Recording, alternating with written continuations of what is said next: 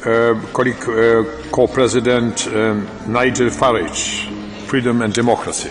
Mr. Chairman, thank you. I've often asked myself the question, why would a successful country that's enjoyed 1,000 years of independence give up its right of self-government to the unelected non-entities that we see sitting before us this morning?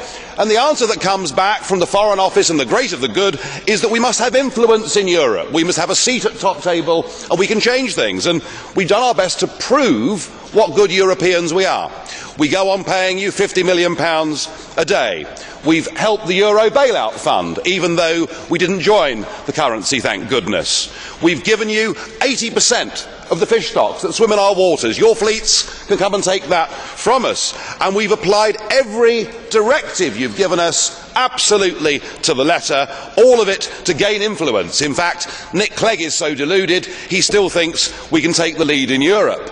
When a British Prime Minister goes to a summit with a very modest proposal to protect a uniquely important British industry, a snarling President Sarkozy tells him where to go, with German approval of course, and we find ourselves without a friend in the room, some influence.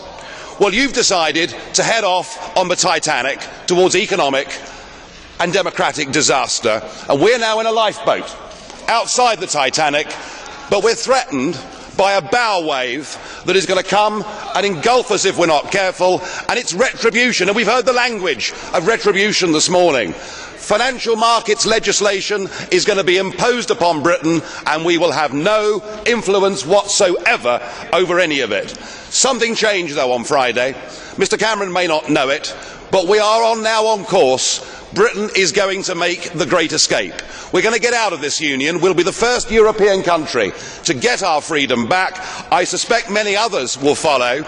And then what we'll have is our democracy back, our liberty back, and we'll have influence in the world as you lot head for disaster. It is going to happen. Thank you.